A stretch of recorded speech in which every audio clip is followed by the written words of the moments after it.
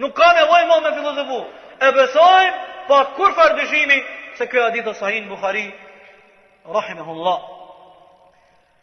Domethënë, kriteri i parë, kuptojmë se bereqeti është vetëm prej Allahut, andaj nëse kërkohet prej dikujt tjetër, atëherë kjo konsiderohet shirk. Si ta është që a bën hoxhë vendi bre me marr pak bereqet me të prej këtyje, kimet e tua të mjekre se gjybën tonë, jo, se kjo bereqeti o prej Allahut dhul xhelal. Kime dal pej dinit, kime u bo qafir, mushrik, kime u bo bashk me Abu Jahlin. Andaj, bereqeti duhet të kërkohet vetëm prej Allahu dhul xhelal. Kriteri dytë, në gjërat që mund të kërkojnë bereqetin, qofshin ato gjërat e caktuara, apo fjalë a vepra, të cilat shariati i ka bërë të ligjshme, këto janë sebete për bereqetin, e jo bereqetin. Sikur se ilaçi o sebeb për mushnosh, mirë po ilaçi nuk ka vetë shërusi, se shërusi është Allahu dhul xhelal. Ilaçi o sebebi për mushnosh. Edhe ka disa sende që shariati na ka bëu halal me lyp bereqetin që do të përmendim dersin tjetër. Vërejtja e dytë apo kriteri i dytë është se këto sende, qofshin gjëra, qofshin fjalë, qofshin vepra, qofshin kohë caktuar, qofshin vende të caktuar, këto nuk janë bereqeti, po janë sebeb për bereqet, a bereqeti vjen prej Allahut dhul xhelal. Ndoshta juve vllazën nuk e do këtë shumë interesant këtë vërejtje, se alhamdulillah, ju prej se keni në Islam, keni hi të kthjellët e të pastër të larg prej këtyre bestytnive. Po në Gjakovën e kemi afër 37 kilometra, e tutna që gjysa e Gjakovës e ma shumë janë mushrikin billah azza wa jall, gjithë me i prej si qafira. Çka bojnë mas shehlerëve të tyre? Mushrikin. Shkojnë e puthin durt, e aputhin kom, e bereqetin, e i prun fëmijët e vëgjël, por ato juve s'po ju dokën shumë interesant, se Allah nuk na ka sprovu me këto bela.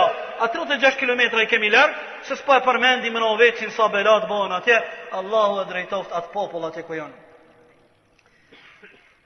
Domethënë, ka do sende që janë sebeb për bereqet, po bereqeti është prej Allahut. Dëgjoj çka thot Aisha radhiyallahu anha me këtë. Thot, nuk njoh ndonjë gru më të bereqetshme se sa Juwairien bint Harith, njëna prej grave të pejgamberit alayhis salam, thot ka qenë gruaja më e bereqetshme që unë e njoh për popullin e saj. Çka ka dashur me thonë me këtë? Se kur u martu pejgamberi me këtë Juwairien, atëherë krejt sahabët dashten me u marrë nuse pe ati fisi, mu bo bajanak me pejgamberin e sam. Krejt qika që i patën i martun, se beb bereqetit kësaj, se dëshin mu bo bajanak me pejgamberin e sam, krejt dëshin me i marrë gratë pe ati fisi. Mirë po, kjo ka qenë sebeb vetëm, a bereqeti ka arë pe Allah, pra ta kejt qika që kanë martu atyne. Hadith sahih, Imam Ahmedi transmeton. Kriteri i tretë më radh është se kërkimi i bereqetit prej gjërave të caktuara duhet të mbështetet në gjërat tauqifiyye, gjërat që Allahu na ka obligu. Po, uji i Zemzemit është i bereqetshëm, Allahu na ka thënë se uji i Zemzemit është i bereqetshëm. Muji i Ramazanit është muji i bereqetshëm, po Allahu na ka thënë apo thënë.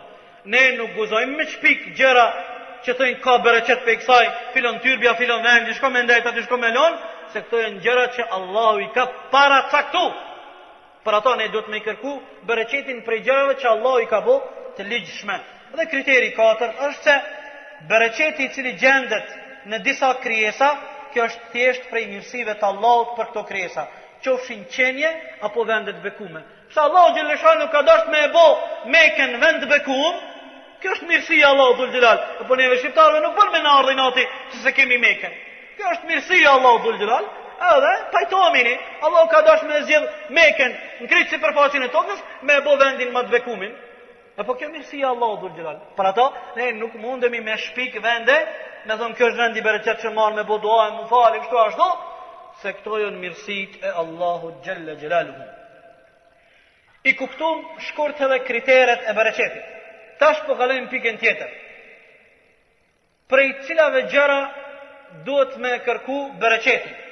Jo ndo gjana, qofshin ato qenje, qofshin vend, qofshin kohë caktuar me brenda vitit, që ne mundem me marrë dhe me vil bereqetin.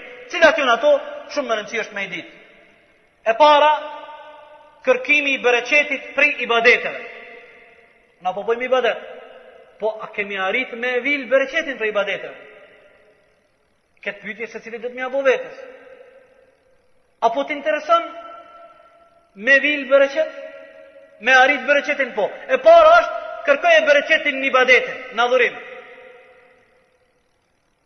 Në cilat adhurime? Qysh me e kërku? Ose qysh fitot bereqeti i ibadeteve? Fitot me këto gjana, mbajmen. E para, me anë të takvallakut, devotshmërisë. Devotshmëria është një prej elementeve më direkte që t'jap bereqet një ibadet. Argument për këtë, para se me përmenda argumentet, dëgjoj, takvallaku ndaj Allahut, devotshmëria e robit ndaj Allahut, është atëherë kur ndjenja e robit është e atill që ai ndjen thellë në shpirtin e vet se Zoti i tij e mbikëqyr çdo gjë, qofshin ato gjërat fshehta apo të dukshme, që është prej sebepeve dhe shkaqeve më direkte kur robi ka mundësi me arrit bereqetin e ibadetit nëpërmjet të devotshmërisë dhe bereqetin përgjithësi. Argument për këtë dëgjoj ajetin 96 në surën A'raf. Thot Allahu subhanahu wa ta'ala: "Walau anna ahlul qura amanu wattaqaw la fatahna alayhim barakatin min as-sama." Thot Allahu, ky ajet është sikur se Allahu po ju fol shqiptarëve tani këtë kohë. Kriza, të lashe, fukarallok, probleme ekonomike, apo dani shqiptar ekonomi edhe pare. Dëgjojeni ajetin. Sikur se banorët e një vendbanimi ti besojnë Allah, o të taqaw, dhe ti frigohen ati, nuk mjafton veç me thonë, po na jemi popull besimtar? Ja. Sikur se një popull i një vendbanimi ti besojnë Allah, dhe ata me besimin e tyne i frigohen Allah, jonë të devotshëm. Çka rezultati? La fatahna alehim barakatin min as-sama. Kishim me ju hap aty në ne prej qiellit shumë bereqet. Kishim me ju hap ne prej qiellit aty në shumë bereqet. Min as-samai wal ard, edhe prej tokës. Edhe toka kish me hap dhe kish me qit bereqetin e saj. Mirë po, shqiptarët janë tash në këtë pjesën e fundit të ajetit. Walakin kadhabu. Mirë po, ata janë përgënjeshtrar. E kanë përgënjeshtru Zotin. Patallën me lifejnë e Zotit. Fa akhadhnahum bima kanu yaksibun, atëre po I denojmë me ata që ka po e meritojnë. Nuk meritojmë ma mirë, për ata kështë I kemi halë. Elhamdulillah, jam gëzu shumë, kër e kompani djali cili o shumë aktiv, meret me politik, e ka kuptu edhe aj prej kandit vetë sekularist, të pathe, se ne nuk e meritojmë ma mirë për ato halëm. O kur një televizor, ka qenë mbram parmame e kom pa një intervjist, 2 orë me plot goj, po I ke nuk ka hajrë pe I këtyre që ka ndalë, me në apri. Edhe kejt defektja pe I tyre. Edhe këtë popull nuk meriton ma mirë. Nuk folkaj me Kur'an, po folke me mendjen e shnosh. E sa herë njeri fol me mendjen e shnosh, shumë herë ja qëllon Kur'anit. S'ka mundësi mendja shëndosh marën kundërshtim me Kur'anin. Kur? Për ata, devotshmëria në Allahu dhul Gjelal është sebeb shumë direkt, Allahu me ta qu bereqetin. Dëgjoj ajetin tjetër. Surën Talaq, ajetin 2. وَمَنْ يَتَّقِ اللَّهَ يَجْعَلْ لَهُ مَخْرَجًا. Ai cili I frigohet Allah, ai cili ka devotshmëri ndaj Allah, I japim rrugdalje çdo herë. I japim rrugdalje çdo herë. Dëgjoj ajetin tjetër. وَمَنْ يَتَّقِ اللَّهَ يَجْعَلْ لَهُ مِنْ أَمْرِهِ يُسْرًا. Ai cili frigohet Allah, I mundsojmë ne atina që krejt punët e tina mu kry letë. Çdo punë që ka I shkon letë në barë. S'ka për to mrapsht të vështirë. Ama kusht me jetut Allah.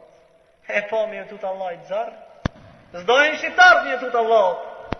E po për ata I kanë punë qash pështilta sa që s'bim katë për para me janis në barë. Sa are mendojnë që po janisin marë, pështilën diko dhe hupen. Sikur se populli I Musës a.s. që është bo azab 14 vite e kanë hup rrugën në udhtimin e tyre. Gati që ashtë e mi bone, Allah në drejtoft ja Rabbi. Duke komentu këtë ajet mufessiri I madhi njohër Imam al-Wahidi, thot, Allah do t'ja letësaj ati të devotshmit çështjet e kësaj bote dhe çështjet e ahiretit. Dëgjoj e mirë dhe njerë këtë koment. Allah do t'ja letësaj ati që I frigohet Allah çështjet e kësaj bote edhe të